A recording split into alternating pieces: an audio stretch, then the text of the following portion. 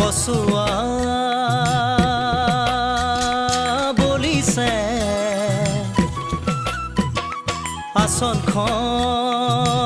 আসনখন খহিছে